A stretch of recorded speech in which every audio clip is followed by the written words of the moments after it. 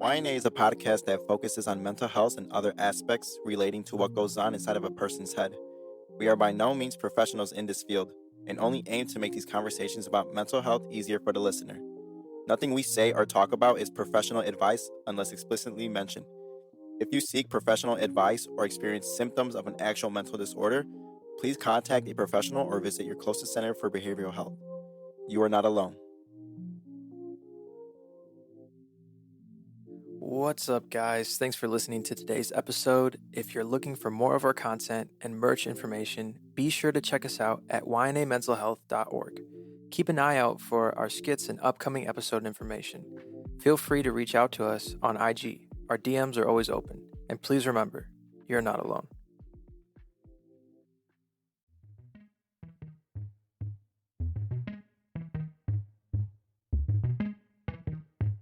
Hello. Welcome back to YNA Mental Health. My name is Sina. I am the co-host for today's YNA Talks. This format of our podcast is focused on giving our guests the microphone to share us a little bit about their story. We're here with Dr. Ryan Rogers. Dr. Rogers, could you share a little bit about who you are and what you do? Hi, I am, as he said, Dr. Ryan Rogers. I am the president of the PTSD Foundation of America that helps veterans that are struggling with PTSD. It's totally exciting to bring you onto the podcast. In our first season, these are the sweatshirts that we created that 50% of the profits went to the PTSD Foundation of America. So to have the president on to kind of talking about his story is truly an exciting matter. And so for everybody listening, buckle in because we've got an uncomfortable conversation to start.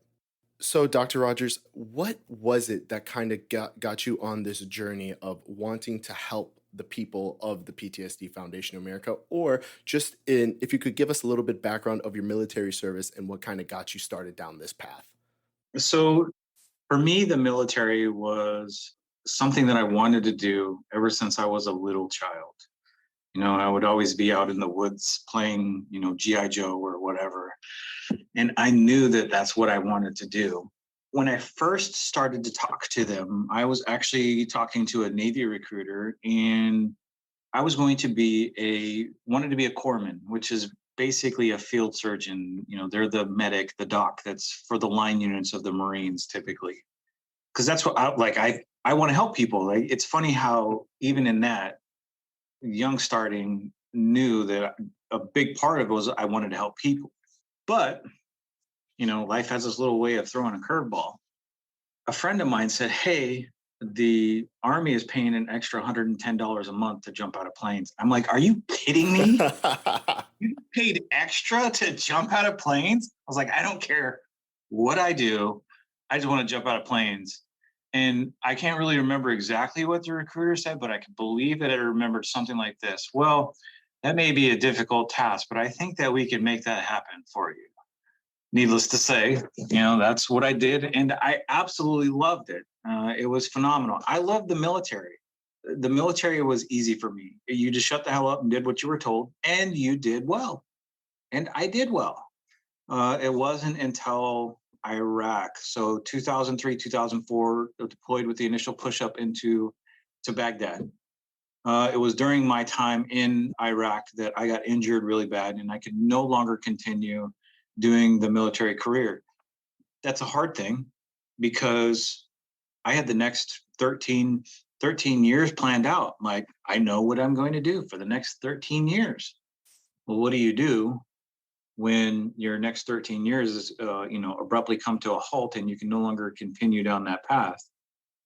You have to be pretty creative in re-envisioning the path that you want to go down. To be honest with you, I had no idea. Just didn't. I floundered a lot.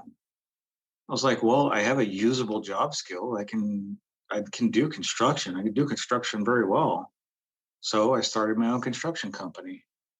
It did well until, I got out in 2004, and from 2004 to 2008, it just kept building, 15 employees, doing large commercial contracts, even having commercial maintenance contracts, doing well.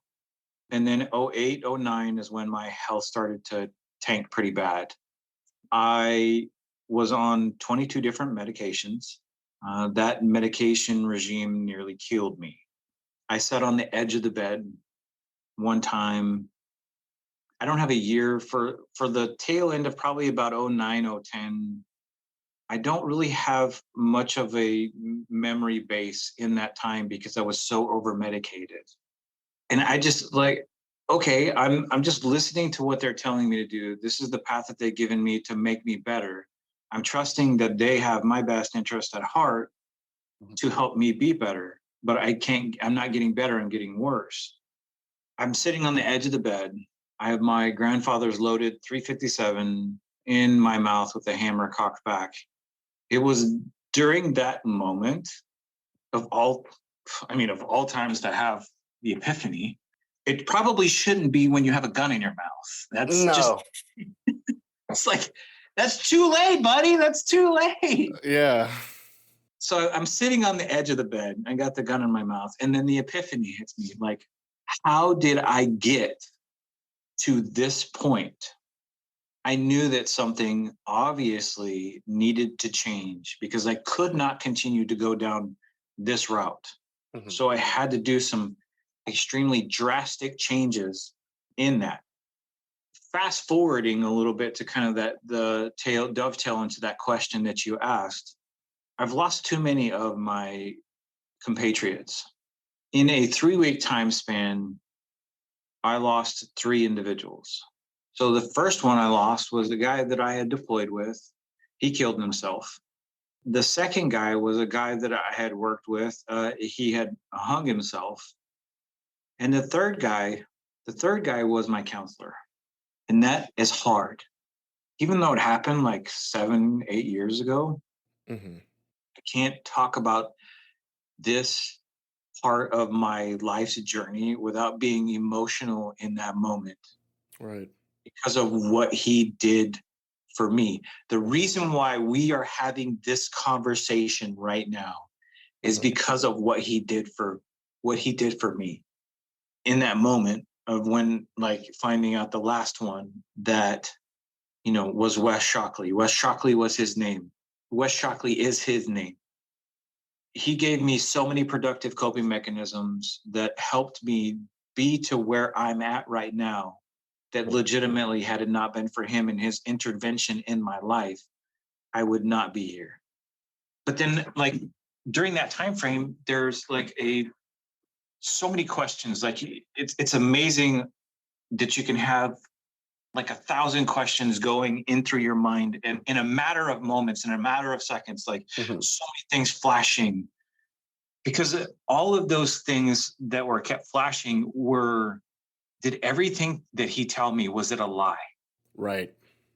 Did everything he give me, is it successful? Because if it didn't work for him, how is it going to work for me? Yeah. Thankfully, many of the things that he did teach me, I had put into place in my life. Protective barriers, like telling my mother, telling my father, telling my spouse, if these things happen, I need you to check on me. Like, obviously another veteran that I know kills themselves. I need you to check on me. But then also give them the unfettered access of, if you see me acting in this way, doing this type of behavior, I need you to immediately check me and say, hey, let's have a conversation. We need to talk. You're not going to avoid it. We're going to have a conversation about it. Mm-hmm. Had it not been for me setting those things up, that very instance could have very well sent me down a spiral that caused a crazy amount of havoc that was unavoidable.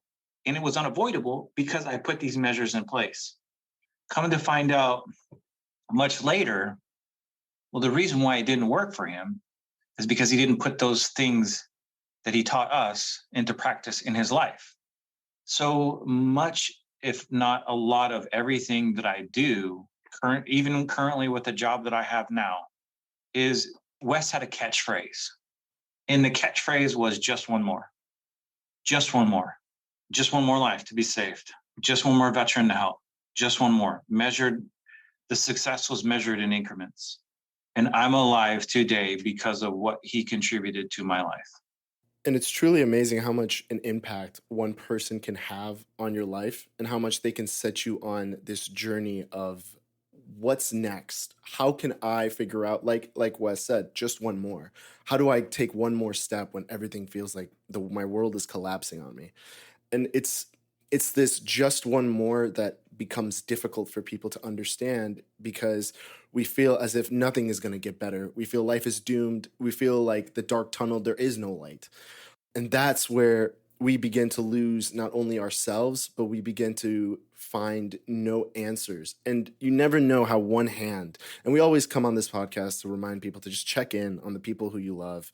Make sure that whoever you're talking to, whoever, if you haven't talked to them in a while, you never know what's going on in your life, in their lives. Just check in on them. We're reflecting on these people who did kill themselves. And in this time period, what you went through is truly courageous for you to keep pushing on, for you to take just one more. Could you elaborate on the coping mechanisms that Wes did give you during those challenging times? I know you said that you told them about the symptoms of like, hey, if I start acting like this, but was there any other mechanisms that you put in place to make sure that you were prepared just in case anything were to go wrong? Well, first off, what he helped me do was he helped me identify the struggles that I was having. Because I would try to explain to him, let me go back a little bit. He helped me to become emotionally intelligent, to identify, okay, you're feeling this overwhelming feeling of fear, and it's gripping every part of you. He said, that's anxiety. Well, okay, how do I work on anxiety? Well, obviously there's some biological and there's some mental things that are connected with it. And one of the biggest things that he told me was like, consistently as you're walking through that, you need to project positive things, because anxiety is fear of the unknown, fear of, the future, what's to come. And that's basically, it's an unrealistic expectation of what's to come. Like, you have no idea, but where do you focus on? It's the future. So focus on the now, like in speaking the positive things of what the now is, because then that'll be like, okay, here's where I am. And this may sound cliche, and I hope that it doesn't, because it really was powerful within me. Like, one, my faith was super powerful, like focusing on God. What does your faith say? What does God say about who you are as an individual? And then focusing on that, not focusing on tomorrow and what tomorrow is going to bring, because tomorrow will have its own concerns. So he helped me to kind of pull some of those things out. My strength-based focuses, what was strong within me, but I just couldn't maybe make the connections, but really helping me, because I'm a very analytical person, to identify, okay, I'm analytical and I have no idea how to process any emotion. Full transparency.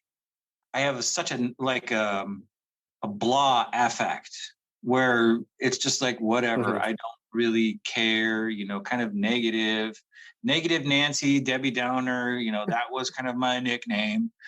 Well, if you look for negative, that's all you're going to find is negative. Correct. So, dealing with the depression, well, where are a lot of these things focused on? They're completely focused on the negative. Like, why am I being depressed? I'm depressed because I'm lonely. I'm depressed because I don't feel like I'm connected. The negative.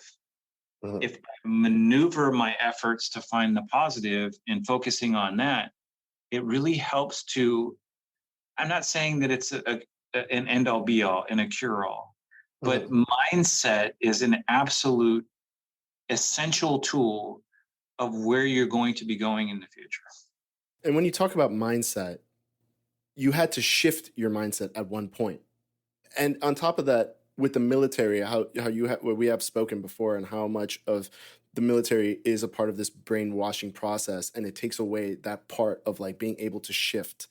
And you were forced to shift, and you were forced to rebuild and figure out what's next. In that moment, was there anything that kind of helped you shift? Because I feel like when people are trying to shift, they don't know what to do. They don't know how to change their mindset. It's just been that nonstop. And we get stuck in patterns. And when we get stuck in patterns, we can't pull out. How did you shift? So going back to that statement that I made, is success is made in increments. Mind change is made in increments too, as well. So oftentimes what happens is individuals, when they're, saying, oh, like I need to shift to here, but I'm right here. And if they don't make it to here in X allotted amount of time that they have preset for themselves, is it achievable? Oftentimes they make this preset determination of, I can get here mentally in 4 weeks. When they don't meet that expectation, or here's the biggest one, they have a setback. They believe, well, I can't do it. Like, there's no way that I can make it to this point. And there's like, oh, well, I just go back to where I was. Not really fully understanding that during that process, each day was measured in increments that you were successful. Here's the deal. If you consistently have 100 negative thoughts, that's your average, 100 negative thoughts. And then you have 99 negative thoughts and 1 positive thought. That's an increment of success. It is like habits, changing habits. It takes 6 weeks to unlearn a habit, and then it takes 6 weeks to learn a new habit. Most people, especially in today's age, they want instant gratification. I should be able to modify my behavior immediately, or modify my behavior and my response by taking this pill. That should be able to do it. When they don't get those results, what happens? They either get discouraged, or they continue to try to find different avenues to find that instant gratification. We've talked about instant gratification on the podcast before, and how we've explained how it's truly destroying your mindset of like accomplishments and trying to figure out how to put goals for yourself to succeed in those difficult moments. Because like everybody does, they put such a crazy goal in front of them, and they think that they can reach it. But once one negative challenge comes in, it pushes them back into the spot, like you said, and pushing them away from that goal, creating more anxiety, creating more of being not present anymore. But I kind of want to take a backtrack. You had said that you were in a mental and physical, when you were taking your about 22 medications in total. I believe I counted 33 medications in total. In that process, you were facing not only mental and physical challenges. How did you figure out that, hey, I found a balance, I can get past these medications, what can I do to be better?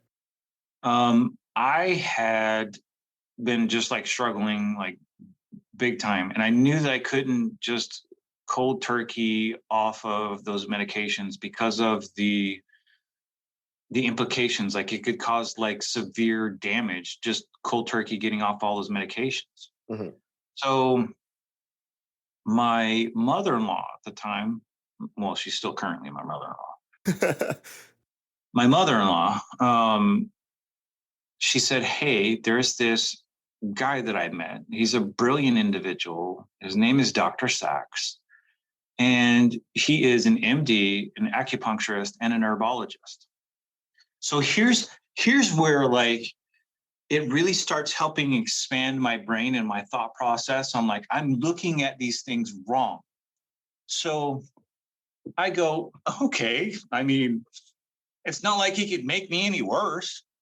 Let's give it a shot. I mean, I thought like acupuncture was voodoo, like legit. That's how ignorant I was of it. Like, yeah, this like a voodooologist or something. But I was so far from like really the science behind acupuncture. So I go in and I see this guy, and this is not an exaggeration. This is 100% the God's honest truth. So I go in and I see him. I have this like 7-page paper of like all of my issues and symptoms and reactions and things that I'm happening. I mean, it took me probably about 4 or 5 hours to fill this thing out. Oh, wow. And that's also how sick I was.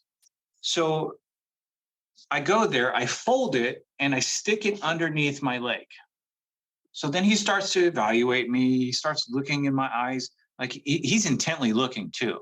He's looking in my eyes, kind of moving some stuff around, looking in my ears, looks in my nose, my mouth, pulls my tongue out, kind of does this, takes my pulse in a couple of different places. And then he starts the weirdest thing that I've ever seen in my entire life. He starts naming all of the issues that I have. Do you have this going on? Do you have this? Do you have this? Do you have this? Are you struggling with fatigue? Do you have, the issues with sleeping? Do you have, he starts naming them. Mind you, I have not handed him my chart. Wow. It was still under my leg. He goes, look, I'm going to be right up front and honest with you. Your body is so full of heavy metals at this point in time. I'm not understanding how you physically walked into my office and how you're communicating with me. You're so toxic. Well, come to find out later, one of the main ingredients of a lot of these pharmaceutical medications are metals. Mm-hmm. So each time I'm taking these medications, I'm increasing the level of toxicity that's in my body. My liver doesn't have the chance to process it. So what's it doing? It's poisoning my system. Well, he had the ability to interpret what my body was saying, looking at, especially at my tongue. And he goes, we have to detox you.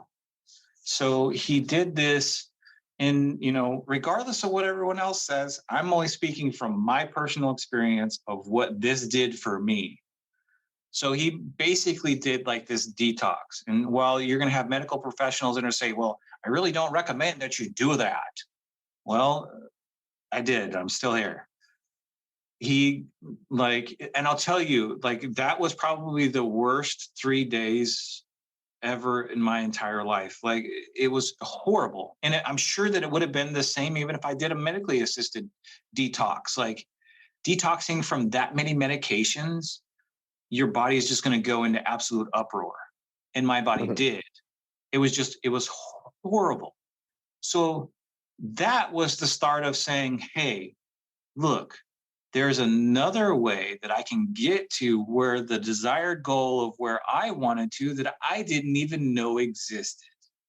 Now, let's start looking at other ways to get to the end goal that I may not even know exist. Let's explore that. And it's nuts that, as you said, you thought acupuncture was voodoo, right? And you walk in here and this man is just examining you, and it's truly creating this what is going on moment probably in your head at that moment. You're just how am I supposed to get help if this is how it's supposed to start? But for you to continue progressing and getting the help that you needed, and it shows that sometimes trying something new can really have such a benefit for you that you never knew. And that's so important. Remember, if you are in a difficult situation and you are listening to this, maybe something new is what you need. Did you feel as if you've gained some sort of PTSD from all of this that's happened and from where you are now? Do you ever reflect on that trauma? Yeah. And, I still have some physical challenges. I've got a scar from the almost the sternum of my rib cage all the way down to my left side with several puncture holes, in it from where they had to do emergency surgery to remove my ruptured gallbladder. I have chronic fatigue syndrome. I struggle with that. There's a lot of other effects, but here's the thing too. I could sit there and focus on what I can't do, or I can reshift mindset and focus on what I can do. And then understand my limitations with what I can't do, and then tailor that to what I can do. So before we jump into something else too, you mentioned trying something different. And this is really a focal point, right? Because a lot of entities that provide help usually only ascribe to one methodology, and that's what they're good at or what they've been trained in. But here's the problem. So for me, I went through CBT, which is cognitive-based therapy, for 3 years, and it didn't do a thing for me. It didn't. maybe it kept me at baseline, but I didn't progress. I did not, because I wasn't making the connection with it. But I did EMDR, and I had more like amazing breakthroughs in like discovering what was going on and what my subconscious was hiding and helping me like move forward in 3 sessions than it did in 3 years of the other type of therapy. But then, okay, what else? We talked about those physical challenges, right? So what helps me with these physical challenges? Well, one thing that helps me with physical challenges is yoga.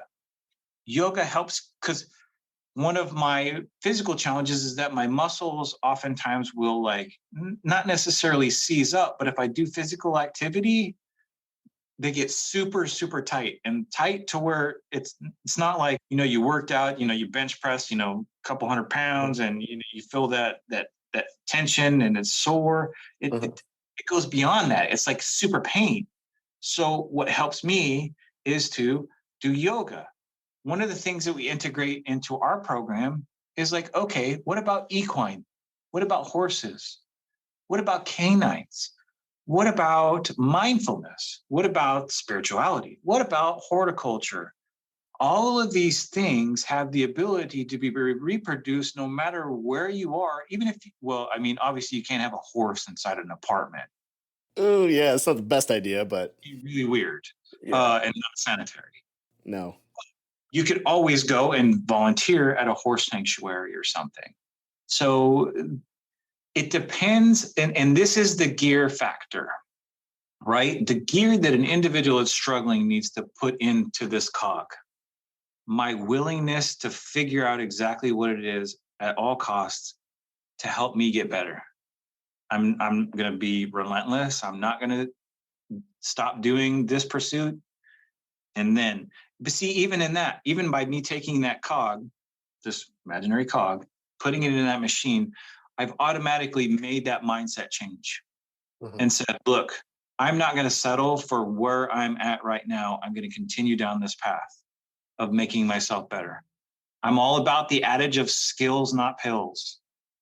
There are ways to be able to function. And don't get me wrong, in certain instances, pharmaceutical interventions are absolutely necessary, but not the way that Western medicine wants to throw a pill at everything.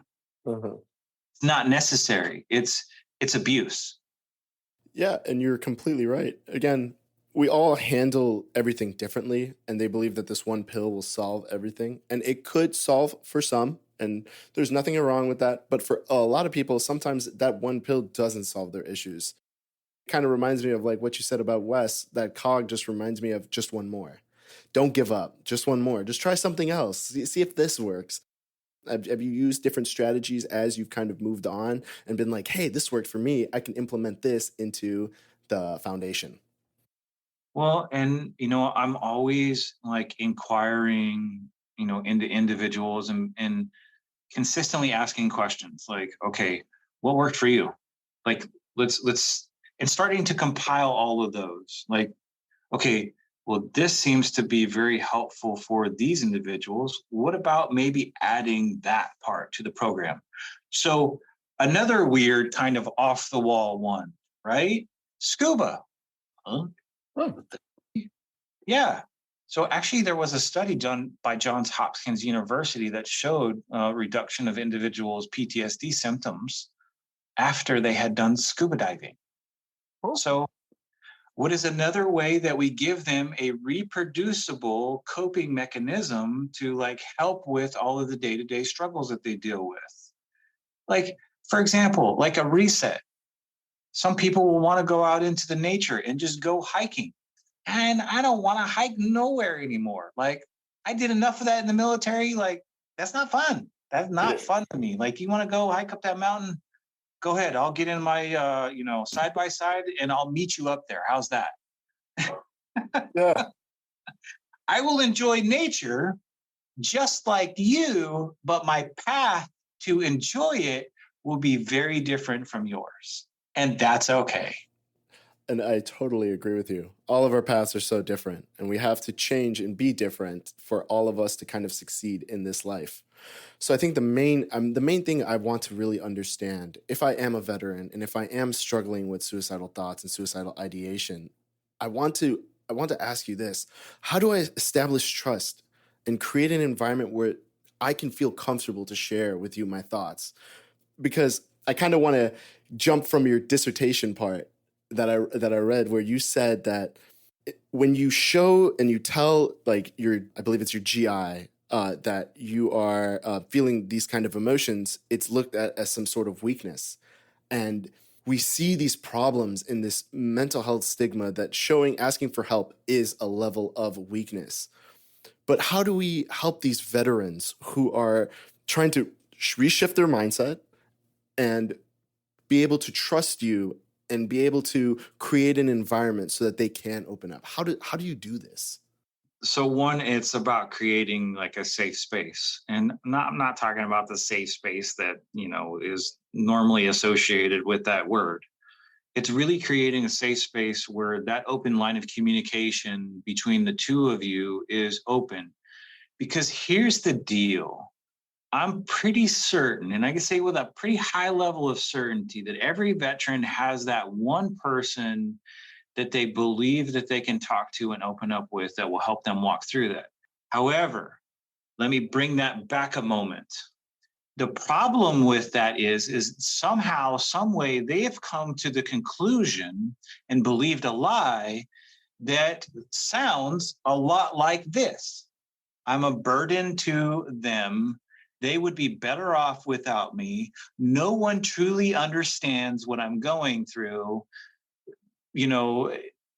I'm better off not being here. Well, all of those are an absolute lie that you have come into agreement with, but they're not true. And mindset change. What am I going to come into agreement with is what I'm going to become. Think about that. Let me restate that. What I come into agreement with is what I'm going to become.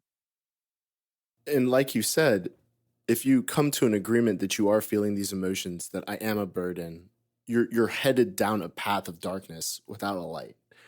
And that burden is a reminder to you that you can't get better, and I can't do this, and I can't do that. And as we've continued to talk about in this podcast about mindset shifts, it is truly what can change and what can help you in the long run.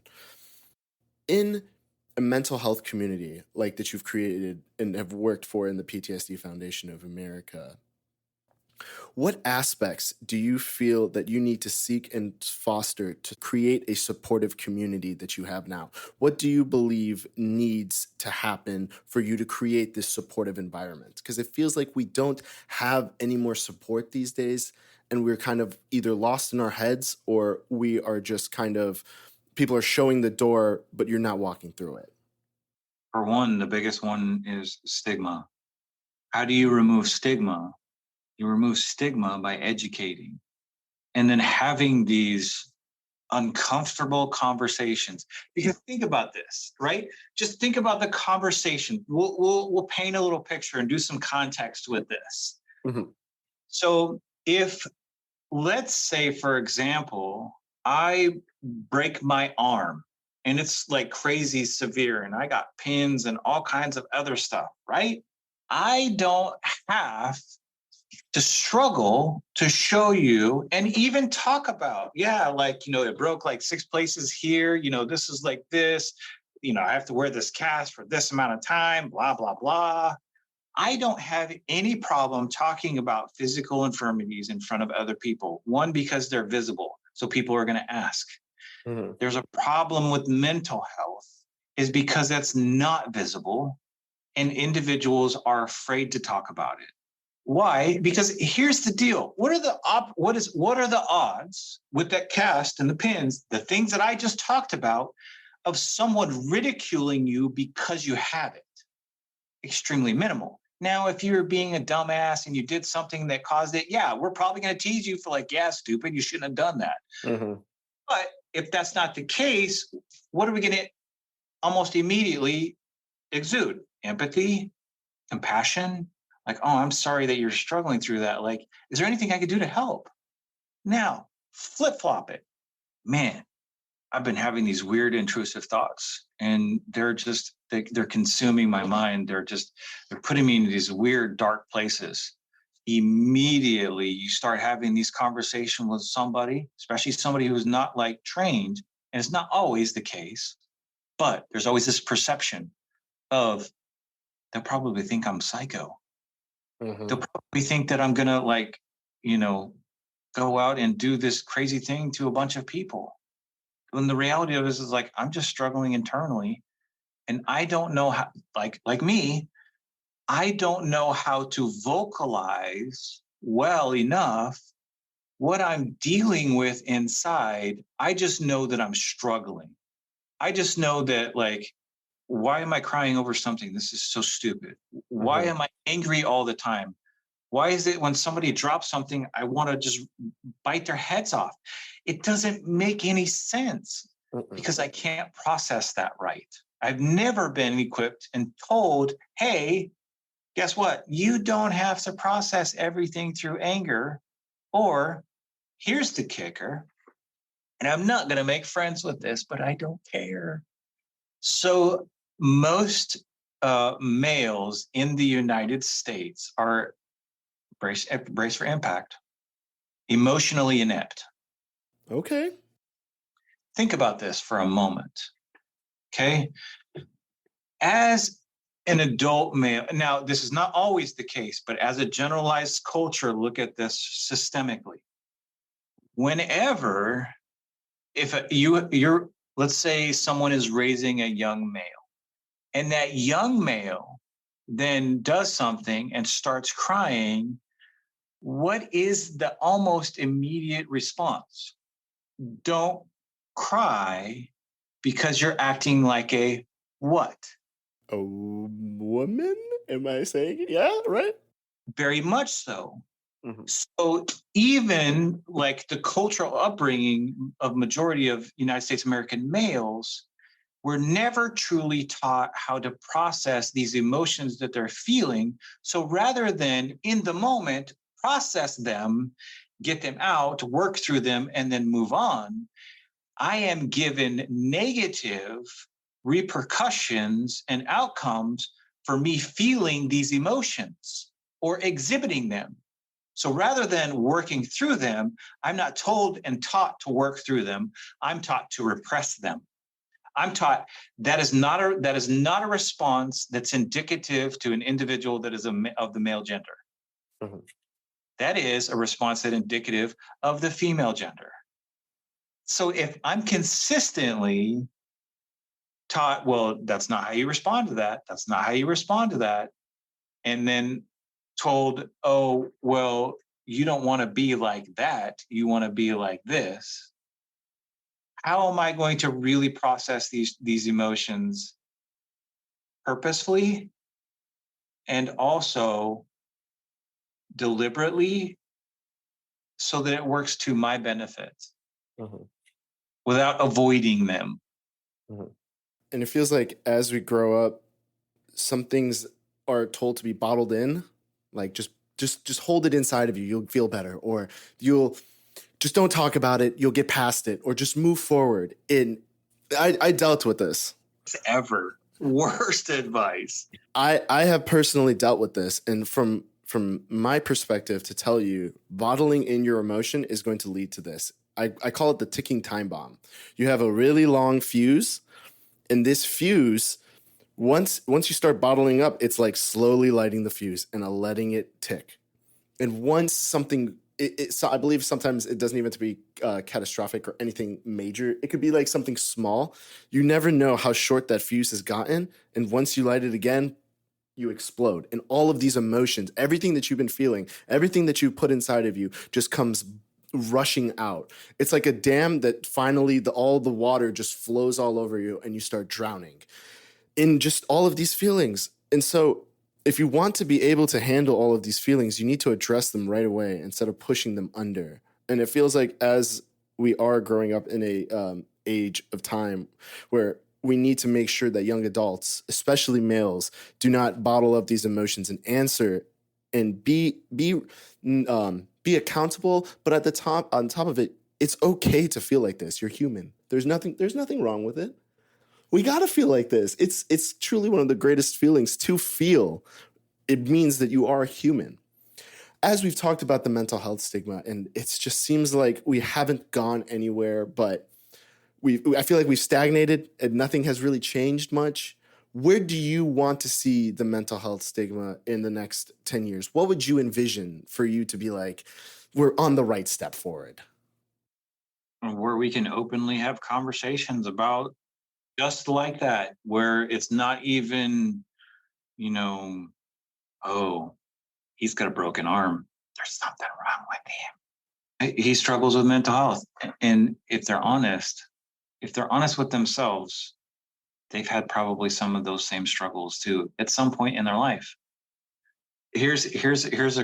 Whenever I do like trainings or conferences, there's this one question that I always like to ask, and oftentimes, and not necessarily lead off with it, but it's one of my intro pieces. And it's like, okay, we have a room full of 50 people here. So out of the 50, out of all of you in here, which of you in this room has never experienced trauma in their life? I have yet to see anyone raise their hand. Mm-hmm. To then lead the follow-up question is, okay, now, how did you deal with that? How did you process that? How did you go through it? Some of them had very good, productive coping mechanisms where they dealt with it in the time, they dealt with it over time, and they processed it. And sometimes, here's the other part, trauma can be, and oftentimes is, a lifelong thing that you face. Mm-hmm. I'm going to throw a kind of a different one. Imagine, if you would, I'm going to paint a picture.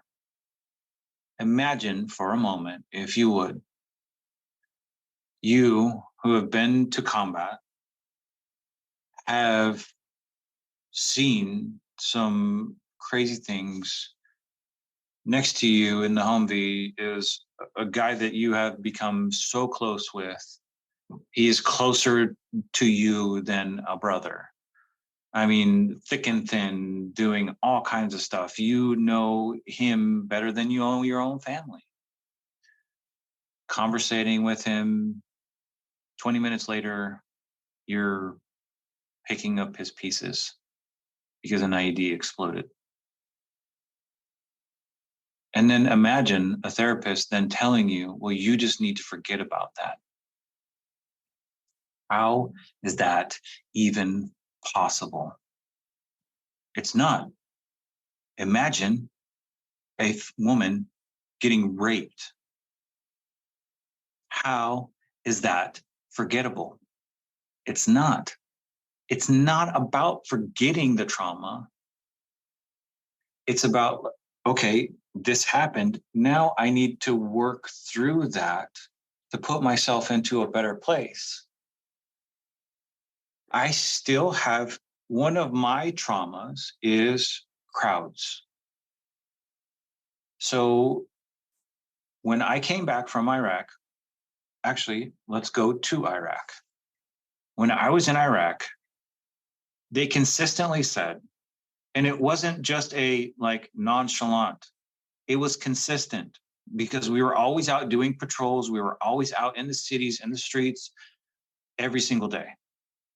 Do not go into the crowds. Skirt the outsides of the crowds. Do not go into the crowds. Hundreds, maybe even thousands of times we've heard this statement being said. Some captain, in his infinite wisdom, decided to go against the decree of do not go into the crowds.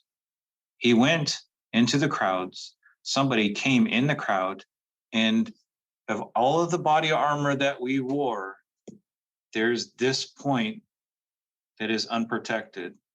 The guy went, shot him in the neck, disappeared into the crowd. We never found them. Wow. So not only do I have the reinforcement that says do not go into the crowds equal death, I now have the realization crowds equal death.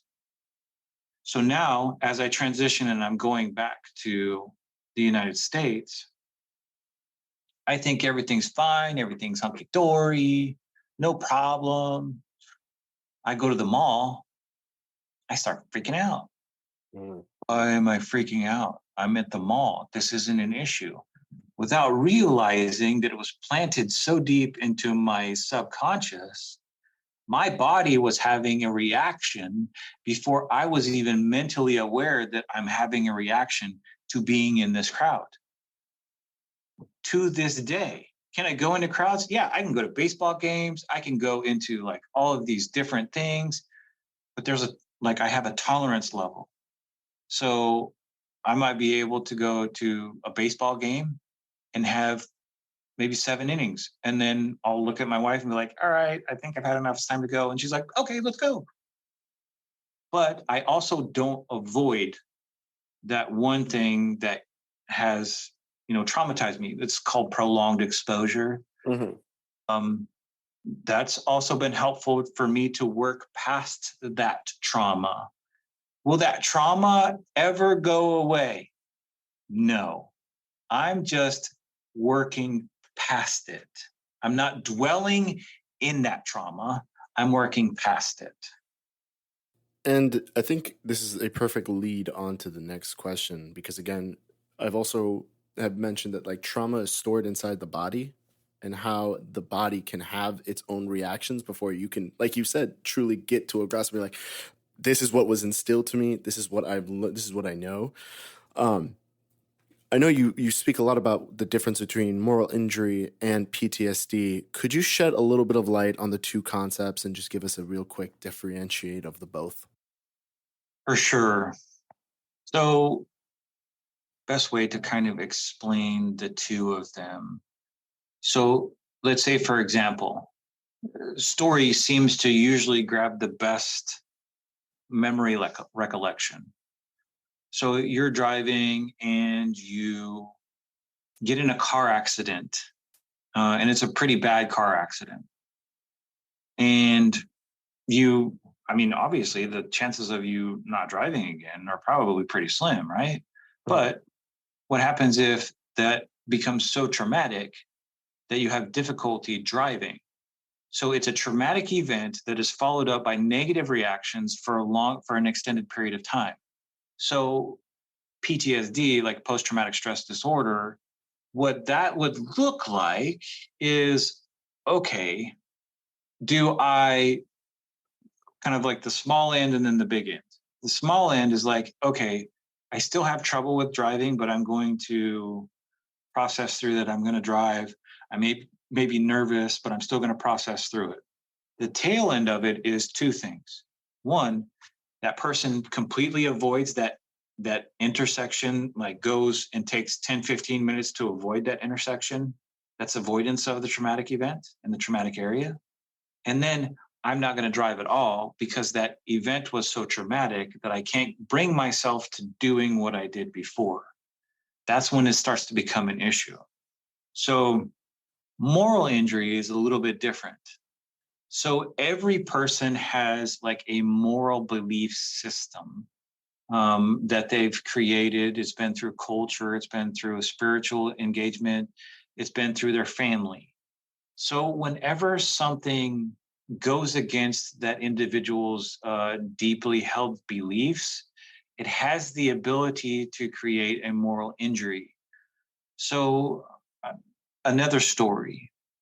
So an individual had been on watch of this forward observation base that had a bunch of military guys on this base. As part of the day-to-day interactions, they dealt with individuals, the natives. One of the natives, in fact, would always bring every single day, he had this big truck of water that he would bring onto and fill up these water tanks that were on this base. Well, after a period of time, became friendly with this person and was just talking with him. But there was something different. He couldn't put his finger on it, but he was acting very different. But rather than going on gut instinct and saying, you know what, I should probably check this vehicle. I should probably go over everything that's in it, open it up.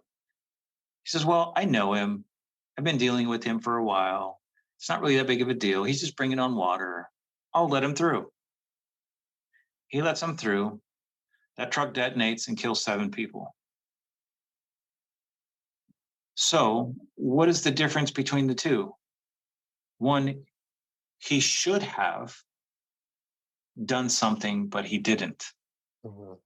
So was he directly involved in that traumatic event? Yeah, you could call it that. In an instance, like he could actually have both, because he should have made the choice to do something, but he didn't. Guilt and shame. PTSD is not, that's not a byproduct of typically individual struggles with PTSD. Now, guilt and shame for moral injuries, like guilt because I should have done something, but I didn't. Mm-hmm. So, that's something that will stay with that individual for the rest of his life. Shoulda, woulda, coulda. And then people lost their lives because I didn't. Now, as you can see, one person can go through such a living nightmare, and for them to go back to normal day living, it's unimaginable. Like you said, like these things just stay in our minds and we overthink them, and it causes a level of discomfort and uncomfortability through our lives that we can't figure out how to get over. And especially if you have been focused and put into a mindset of like, I can't talk about this, I won't talk about this, I can't figure out a way to even express how I'm feeling.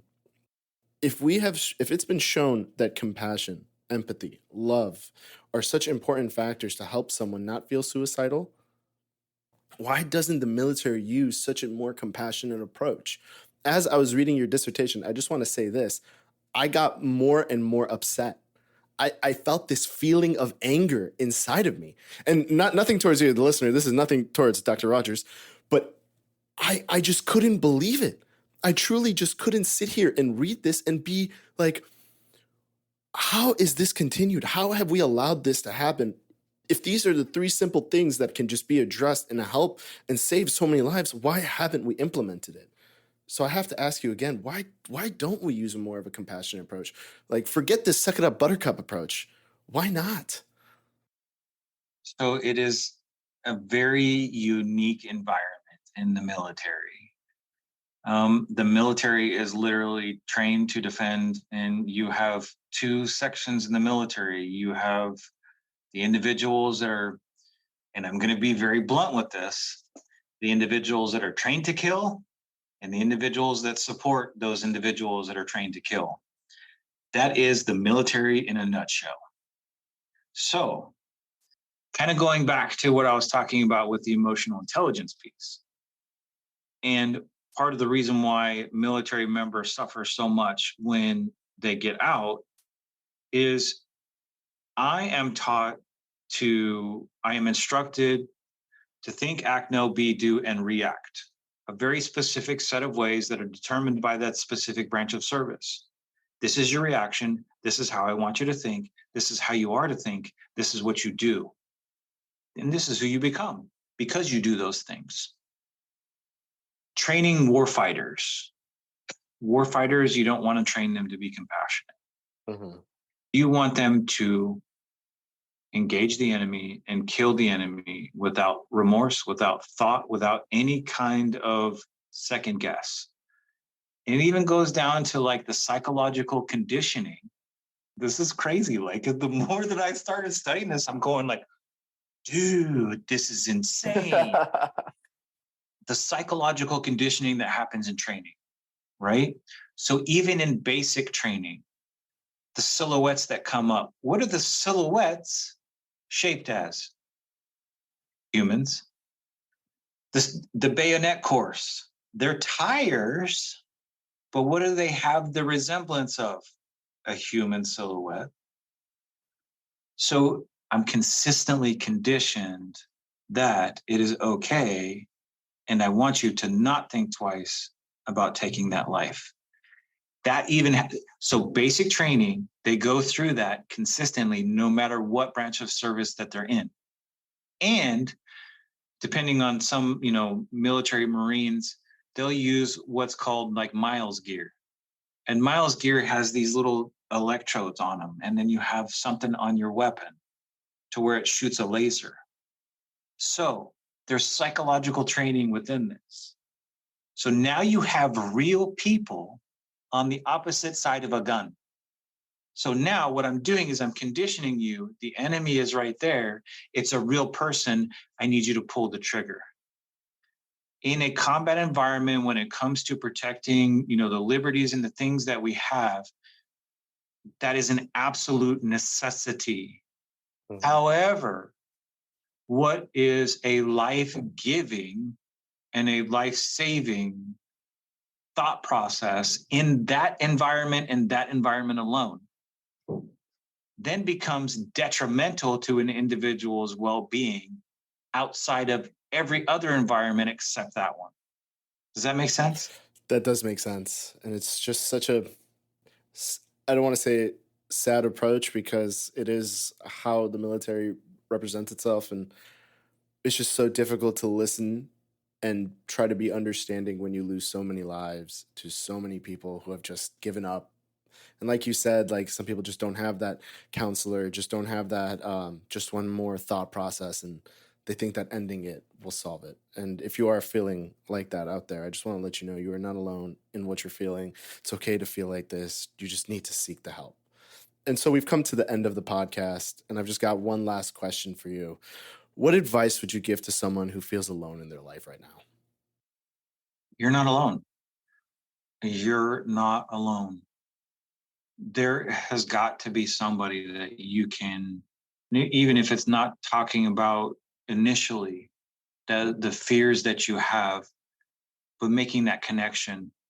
So it's important, it's imperative that you connect with somebody, because legitimately that is probably one of the most devastating things for an individual is to remain isolated.